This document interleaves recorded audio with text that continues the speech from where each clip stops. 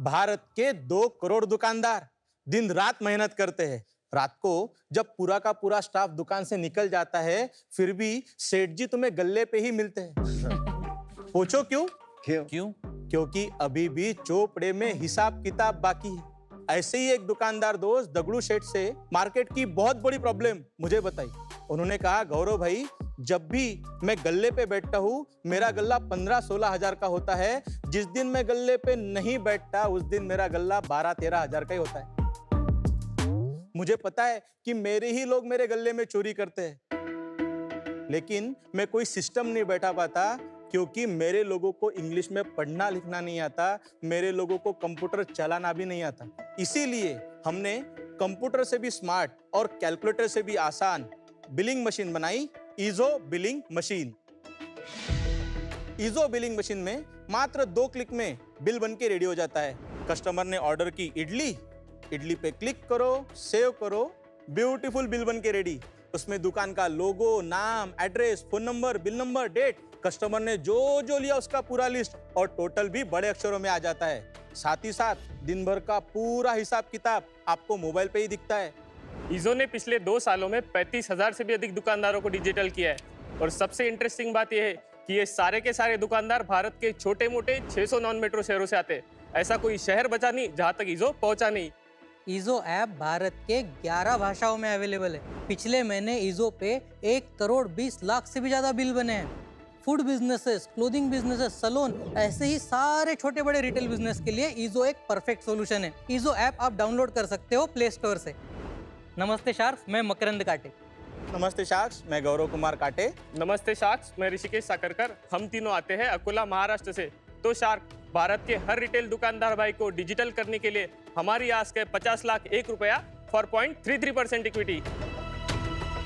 हमने ठान ली है भारत के हर दुकानदार को डिजिटल करके रहेंगे। ऋषिकेश भाई, गौरव भाई, मकरंद भाई, स्वागत है आपका शार्क टैंक में। आप समाज के हर दुकान के दुखहर्ता बनना चाह रहे हैं ईजो से, तो मेरा होप है आप ये कर पाएं। बिजनेस पे तो आपके जाएंगे, तो थोड़ा आप अपने खुद के बारे में बताइए। ये दोनों भाई है, गौरव और मकरंद, दोनों एक दूसरे को 30 साल से जानते हैं। और मैं ऋषिकेश, मैं गौरव को 12th से जानता हूँ। हम 12th में क्लासमेट थे। मैंने मेरी स्कूलिंग अकोला से ही कंप्लीट की, उसके बाद नागपुर से इंजीनियरिंग कंप्लीट की और मुंबई यूनिवर्सिटी से MBA कंप्लीट किया। 3 साल काम कर रहा था मैं। उसी वक्त गौरव ने और मकरंद ने लीगल डॉक्स की शुरुआत की थी और गौरव के साथ मेरी बातें होती रहती थी कि सेल्स कैसे ग्रो करना है, बिजनेस कैसे डेवलप करना है। फिर मुझे भी एंटरप्रेन्योरशिप का कीड़ा था, लेकिन कहीं पुश नहीं मिल रहा था। तो एक दिन सुबह सुबह गौरव घर पे आया, मुझे उठा के लेके गया और उस दिन से मेरी लीगल डॉक्स के साथ एंटरप्रेन्योरशिप की जर्नी शुरू होगी। उसके बाद हमने लीगल डॉक्स को अगले 3 साल स्केल किया, 12 करोड़ के रेवेन्यू पे और 1 करोड़ के पैट पे लेके गए थे। अभी ईजो में गौरव सोचता है, मकरंद बनाता है और मैं बेचता हूँ। लीगल डॉक्स का क्या हुआ? जब कोविड आ गया था तो लीगल डॉक्स को ऑलमोस्ट एक फुल स्टॉप ही लग गया था। बहुत कम बिजनेस चालू हुआ था।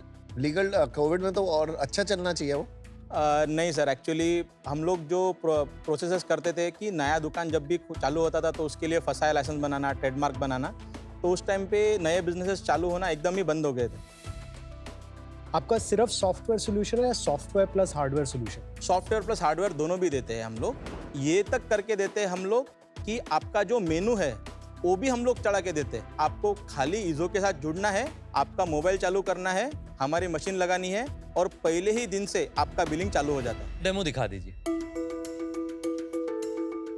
मान के चलते हैं कि रितेश भाई आए हैं दुकान में और रितेश भाई ने इडली ऑर्डर की, तो मैं इडली पे क्लिक करूंगा। उसके बाद में उन्होंने 2 डोसा लिया, तो डोसा पे 2 बार क्लिक करूंगा। जैसे ही सेव कर दूंगा 210 रितेश भाई के लिए बिल बन गया है। अब मान के चलते हैं कि अनुपम भाई आए हैं हमारे पास। अनुपम भाई हमारे एक लॉयल कस्टमर है और हमने उन्हें प्रॉमिस किया है कि अनुपम भाई आप जब भी आओगे आपको हमेशा 10% का डिस्काउंट मिलेगा। तो आपने मान के चलते तवा पुलाव ऑर्डर किया और मसाला पाव ऑर्डर किया। अब आपका टोटल बन रहा है 200 रुपये का। Get discount on your number. जैसे ही मैं नंबर डालूंगा 10% discount is applied. तो यहाँ पे 200 रुपये का बिल अभी 180 रुपये का बन गया है। मैं सेव करूंगा, 180 ये बिल आ गया। अब मान के चलते हैं कि मुझे दिन भर का हिसाब किताब पता करना है कि मेरा गल्ला कितना हुआ है। तो मुझे यहाँ पे पता चलेगा कि आज मेरा पूरे दिन का गल्ला हुआ है 9,115 रुपए का।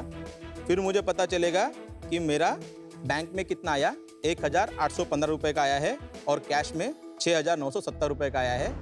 इतना अगर आप किसी भी दुकानदार को समझा दो तो उसकी लाइफ बन जाती है। लेकिन इससे चोरी कैसे बची है तो समझ में नहीं। आपने प्रॉब्लम स्टेटमेंट बताया, ये दगड़ू सेठ के 20% हम बचाएंगे कैसे, ये नहीं समझ बिल्कुल में सर, आया। बहुत सही सवाल पूछा आपने, मैं बताता हूँ।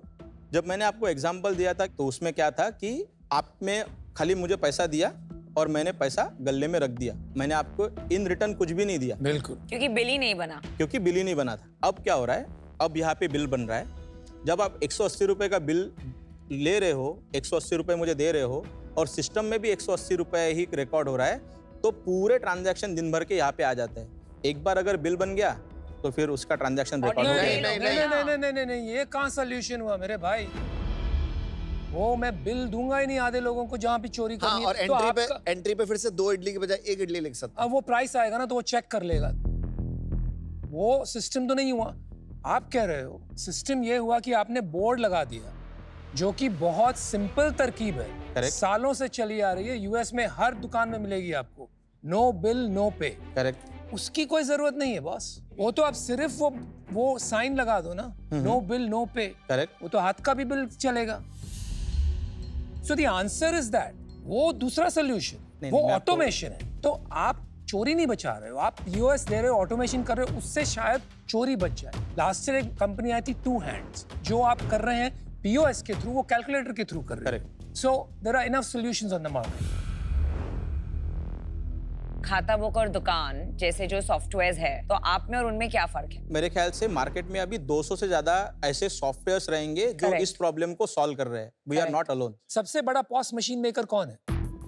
एक तो है पेट पूजा और दूसरा है व्यापार। पेट पूजा का अगर मैं स्केल देखूं तो मेरे ख्याल से उनका सालाना रेवेन्यू 60 करोड़ का है और व्यापार का 50 करोड़ के आसपास का रहेगा। है। लोग इसको मेन यूज पीओएस के लिए कर रहे हैं या जो चोरी बच रही है उसके लिए ज्यादा यूज कर रहे हैं? तो उसके ना एक सीधा आंसर नहीं है। सबसे पहले तो है कि एक छोटे दुकानदार को भी बड़ा दिखना है, तो वो हो गई पीओएस की रिक्वायरमेंट। करेक्ट। दूसरा होता है कि मेरे को बिल बनने के बाद झिकझिक नहीं चाहिए कि 120 रुपए का बिल बना, वही मेरे को 100 रुपए देने हैं। और फिर उसके साथ में ये भी होता है कि अगर आप अगर खुद बैठे नहीं हो, आपका अगर कोई बंदा बैठा हुआ है तो वो भी चोरी कम करेगा।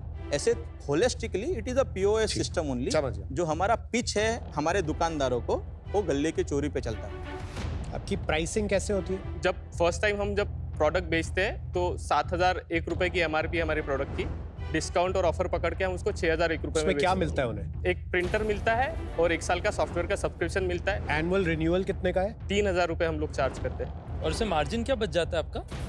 फर्स्ट ईयर में सर हम लोग मार्जिन नहीं बचा पाते। क्योंकि हार्डवेयर का कॉस्ट लग जाता है। हार्डवेयर का कॉस्ट हार्डवेयर दूसरे साल डिलीवरी से? कॉस्ट है। नेक्स्ट ईयर से सर पूरा का पूरा मार्जिन ही है। 3,000 रुपीज हमारा पूरा रेवेन्यू। Almost entirely margin. पिछले 2 साल से क्या स्केल पे पहुंचे आप बिजनेस पे? 22-23 4 करोड़ का, 23-24 का 12 करोड़ का, और ये साल हम लोग करीब 30 करोड़ का धंधा करेंगे। ओह वाह। Well done. पिछले 6 महीने में हमने 10.5 करोड़ का धंधा कर चुके हैं। 30 करोड़ का इस साल जो करेंगे उसमें से हार्डवेयर का कितना रेवेन्यू? 20% रेवेन्यू से 6 करोड़। 24 करोड़ आपका सॉफ्टवेयर रेवेन्यू है। हाँ जी। हाँ, आपकी प्रॉफिटेबिलिटी बताइए, क्योंकि मुझे लगता है वहां पे थोड़ा दूध का दूध पानी का पानी हो जाएगा। प्रॉफिटेबिलिटी सर हमने फर्स्ट ईयर जब 4 करोड़ किए थे तो हमने 1.5 करोड़ का लॉस किया था। अगले साल जब हमने 12 करोड़ किए तो 1.2 करोड़ का लॉस किया। और इस साल मार्च तक हमारा प्लान है कि हम लोग ऑपरेटिंग पे आ जाए। मतलब अभी तक क्या है? अभी तक 10.5 करोड़ हुआ है। 1 करोड़ का लॉस लॉस है हुआ है, हमारा। 1 करोड़ ऐसे का लॉस। कैसे हो सकता है? आपका 30 में से 24 करोड़ इस साल सॉफ्टवेयर रेवेन्यू है, राइट? बिल्कुल 100%। और आप कह रहे हो हार्डवेयर आप कॉस्ट पे बेचते हो। करेक्ट। मान लेते हैं वो 6 करोड़ का हार्डवेयर जितने में बेचा उतना ही आपका खर्चा लगा। 24 करोड़ का जो रेवेन्यू सॉफ्टवेयर का है, हाँ जी। वो वेरी हाई मार्जिन होगा, 80-90% मार्जिन होगा। तो इस साल तो 20 करोड़ का प्रॉफिट बनना चाहिए। या नहीं। नीचे खर्चे भी होंगे। हाँ, हाँ। तो कितने खर्चे होंगे? मैं यूनिट इकोनॉमिक्स हाँ हाँ। नहीं, यूनिट इकोनॉमिक्स बनाने से पहले मेरे को ना थोड़ा ब्रेकअप बता, कितने रिटेलर है? कि पिछले 2 सालों में हमने टोटल 35,000 दुकानदारों को ऑनबोर्ड किया है, जिन्होंने हमें 6,000 रुपए पे किए हैं। उन 35,000 में से पहले 5,000 कस्टमर हमारे पहले साल में आए थे।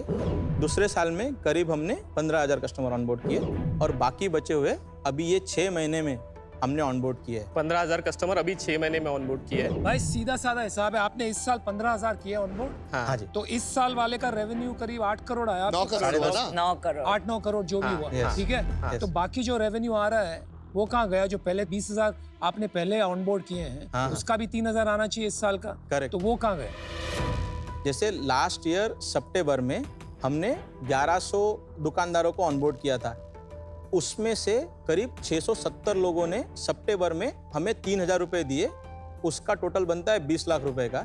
ये लास्ट महीने में हमने 20 लाख रुपए का रिन्यूअल का रेवेन्यू हमने बुक किया। भाई कुछ नहीं समझ में आया। नहीं पर ये मैथ्स बैठ नहीं रहा है। Just give me 1 second. आपका जो हार्डवेयर जो 6,000 फर्स्ट ईयर सब्सक्रिप्शन है, Yes. उसमें आपको क्या कॉस्ट लगता है वो हार्डवेयर का? 20%, आपको 800 रुपए का। बॉस पूरी दाल ही काली, क्योंकि आप प्रॉफिट बना नहीं रहे हैं। आप बोल रहे हैं आप cost of goods sold is 20%, मतलब जो माल आपने बेचा है अभी तक 20 करोड़ का, right, by selling to 35,000 retailers, उसमें से 15-16 करोड़ रुपया आपका मार्जिन बन गया। Correct. उसमें से मेरे को पता नहीं आपकी टीम कितनी बड़ी है। 166 लोगों की टीम है। तो कितना हो गया आपका कॉस्ट? 20-30 लाख रुपया महीने का सैलरी? 24% जो आता है हमारा सैलरी का कॉस्ट कितना जाता होगा यार? 50 लाख रुपए का 50 लाख total। हो गया। Yes. फिर भी 2 साल का हम 10 करोड़ भी पकड़ लेते हैं अगर खर्चा, 12 करोड़ भी पकड़ लेते हैं, जीएनए वगैरह सब पकड़ के, आपके पास 5 से 6 करोड़ रुपया घर में बचना चाहिए। तो आपने मैं बोला मशीन का बाकी- कॉस्ट ही There is 6,000 है। something wrong. नहीं, Marketing, sir. maybe marketing, I don't know, but there's something wrong. आपकी Marketing- मशीन का ही भाव आपने बोला था 6,000 है शुरू में, कि पहले साल में कुछ नहीं बचता है। 7,001 का बेचते हैं। 7,001 रुपए का एमआरपी है, 6,001 रुपए में बेचते हैं हम लोग। उसका यूनिट इकोनॉमिक्स एक बार मैं बता दूं आपको कैसे कैसे स्ट्रक्चर कौन से हेड्स में जाता है। बताइए, ठीक है। सबसे पहले जीएसटी 18%, 24% आएगा हार्डवेयर और डिलीवरी का, फिर आता है 17% मार्केटिंग की कॉस्ट, उसके बाद आती है 24% की सेल्स और सपोर्ट की कॉस्ट, जिसके लिए हम कस्टमर एक्वायर करने में स्पेंड करते जो हैं। कैटलॉगिंग करते हो आप, कैटलॉगिंग, सेल्स का एक्विजिशन और बाकी कस्टमर सक्सेस और सपोर्ट में। तो भाई पूरा एक्विजिशन कॉस्ट हो गया आपका 17% प्लस 24%, तो आपका हो गया 41% आपका मार्केटिंग एंड सेल्स कॉस्ट हो गया। अब समझ में आया आपका धंधा। And 18% is GST. अब बाकी बताइए। फिर 60% की आती है इंफ्रास्ट्रक्चर, आईटी इंफ्रास्ट्रक्चर कॉस्ट, जिसमें हम लोग जो सीआरएम, डायलर समझ या जो भी टूल्स लगते हैं सेल्स एक्विजिशन के लिए, उसकी कॉस्ट आती है। और फिर आती है 18% की कॉस्ट, फिक्स कॉस्ट। और आप जब रिन्यूअल करते हैं, राइट, उसमें कोई कॉस्ट आइटम है? 5 से 60% की कॉस्ट है सर। अगर वेरीफाई करेंगे तो वही निकलेगा Yes. कि वहाँ आप डिस्काउंट कितना देते हो रिन्यूअल में? 300 रुपए का 400 रुपए का एवरेज ये डिस्काउंट जो जाता है। 3,000 मिलता है ये 1 साल का है कि 3 साल का? 1 साल का है। 1 साल का। गॉट। मेरे को ना 2-3 चीजें समझनी है आपसे। बिल्कुल सर। आपने बताया कि पैसा बचता नहीं है, हाँ। पर आपने ये नहीं बताया कि 25% का नुकसान होता है, क्योंकि आप ही का नंबर अगर आप करो, हाँ। तो 24% चला गया आपका कॉग्स में, 1200 मशीन का, हाँ 18% चला गया आपका जीएसटी में, हाँ 17 + 24 चला गया आपका बाकी एक्विजिशन के खर्चे हाँ। में, बचा कितना? 14%। 60% हमारा जाता है आईटी इंफ्रास्ट्रक्चर फिर में। 7 उसमें चले जाते तो बचा 7%। फिर 18% जाता है हमारा फिक्स कॉस्ट में। फिक्स्ड कॉस्ट में, ठीक है। तो तब आप पहुंच गए -15 पे, -7 पे। 107 -10 पे, हाँ, -10। -10 के आसपास। हाँ। Yes, ये ठीक है नंबर। आप भी कहते हो कि आपका 10% का नुकसान होता है पहले साल के अंदर। बिल्कुल। ये आप कितने साल में मेकअप करते हो इसका नुकसान? 600 रुपये आप अगले साल, 1.5 साल के समय में आपका नेट ब्रेक इवन बन जाता नेट ब्रेक मिल जाता है। है। और ये अगर रिन्यूअल हो अगर रिन्यूअल renewal हुआ, हुआ करेक्ट। 2 साल आगे का आपका क्या रिन्यूअल है? दूसरा सर अभी तक आया नहीं है, क्योंकि पहले साल जब हमने बेचा था वो तो हाथ जोड़ के बेचा था कि प्लीज ले लो, हमको फीडबैक दो। तो कोई पैसे नहीं मिले थे तब? तो नहीं, उस टाइम पे 6,000 का बेचते थे, लेकिन ये बोल के नहीं बेचते थे कि ये 12 महीने में सॉफ्टवेयर बंद हो जाएगा करके। तो कोई रिन्यूअल उसका भाव तो नहीं है। उसका रिन्यूअल नहीं बना। मतलब उस टाइम पे तो भीख मांगनी पड़ती थी कि भाई ले लो। आपकी अकाउंटिंग पॉलिसी क्या है? आप जो रेवेन्यू है सारा पहले महीने में ही अकाउंट कर पहले लेते हो? महीने में ही हम लोग तो जो book ये करते हैं। 10.7 करोड़ आपने इस साल का बताया है, यस। ये एक्चुअली उन कस्टमर्स का पूरे साल का रेवेन्यू है ना? हाँ, बट हम लोग पहले दिन पे ही बुक करते हैं। It is actually just 3-4 crore. तो एक्चुअली वो 10.7 नहीं है। जो करेक्ट अकाउंटिंग मेथड है वो पूरे साल में जितना उनकी पेमेंट हुई है वो आपके पूरे साल में मंथ वाइज अकाउंटिंग करनी चाहिए। Correct sir. मैं अगर उसको कहते हैं अक्रूवल अकाउंटिंग। Accrual। और कोई भी चार्टर्ड अकाउंटेंट होगा जो आपकी बुक्स देखता है, अगर सीधा मतलब हिसाब का चार्टर्ड अकाउंटेंट है तो आपको नहीं करने देगा कैश अकाउंटिंग। कैश और अक्रूवल अकाउंटिंग में डिफरेंस होता है टाइमिंग का, कि आप एक्चुअल सेल्स और एक्सपेंसेस कब बुक करते हैं। कैश अकाउंटिंग में आप तब बुक करते हैं जब एक्चुअल कैश बिजनेस में आता है या जाता है इन टर्म्स ऑफ सेल्स और एक्सपेंसेस। अक्रूवल अकाउंटिंग में आप तब एक्सपेंसेस या सेल्स बुक करते हैं जब इवेंट एक्चुअली होता है, रिगार्डलेस ऑफ कब कैश आया या गया, वो मायने नहीं रखता है। फॉर एग्जाम्पल, अगर आप एक क्रिकेट लीग ऑर्गेनाइज करते हैं और उसका एक्चुअल इवेंट है February 1st, मान लो आपको उसके लिए स्पॉन्सरशिप इनकम मिल गया जनवरी में, कैश अकाउंटिंग के बेसिस पे आप इनकम दिखाएंगे जनवरी में, लेकिन अक्रूवल अकाउंटिंग बेसिस पे आप इनकम दिखाएंगे in the month of the event which is February। Accrual accounting business का ज्यादा एक्यूरेट पिक्चर दिखाता है and is always a preferred method. मुझे लगता है इस साल इसलिए 30 नहीं होगा। Yes, you inflating your numbers. मैं आपको बताती हूँ कैसे। अगर किसी ने आपको अक्टूबर में ज्वाइन किया और उन्होंने आपको 3000 रुपीज सॉफ्टवेयर के लिए दिए, इवन दो कैश बेसिस पे 3000 दिए, अक्रूवल बेसिस वो साल का रेवेन्यू सिर्फ 1500 है because he join mid year, लेकिन आप दिखा रहे हैं रेवेन्यू 3000 एंड नॉट 1500 बिकॉज आप कैश बेसिस पे कर रहे हैं, नॉट अक्रूवल बेसिस पे। तो फिर एज एन इन्वेस्टर आप जो नंबर दे रहे हैं वो इन्फ्लेटेड हो गया। आप जो मुझे 30 करोड़ बोल रहे हो, that is not the correct revenue forecast. ये पार्ट हमने हमारे जो अकाउंटेंट्स है उनके साथ भी डिस्कस किया था और इस पे डिबेट हुई थी कि ये कैसे होगा, क्या होगा। ये डिबेट नहीं है बॉस, आप जब इतना बड़ा बिजनेस बना रहे हो, 10.5 से 30 जा रहे हो, नहीं था ना मैडम, ये तो जब पहली बार ABCD जैसा अकाउंटिंग है चालू ना। की थी कि इतना धंधा बड़ा होगा। बहुत नहीं, मंजे हुए accounting खिलाड़ी है नहीं भाई। है, बहुत जिस तरह तुम्हारा नंबर बताया ना, this is an integrity issue, not आप अकाउंटिंग। उस्ताद आदमी है, मंजे हुए खिलाड़ी हो, ऐसा मत बोलो कि आपको समझा नहीं, नहीं, नहीं, है। नहीं। आपको सब समझ में आता है। अगर आप समझते हो कि ये सबसे बड़ी प्रॉब्लम है, तो ये सबसे बड़ी प्रॉब्लम भी नहीं, क्योंकि उसको आपको रेवेन्यू गिनना ही नहीं चाहिए। Yes, it is in the books, but there is no margin on that revenue, क्योंकि सारा का सारा खर्चा आपका एक्विजिशन पे खर्चा हो। आपका धंधा है सिर्फ रिन्यूअल बिजनेस। बिल्कुल योर सही। Business is only as strong as the number of people who are renewing next year, क्योंकि आपने खुद का आप हाथ पैर जोड़ के कैसे भी करके बेच देते हो।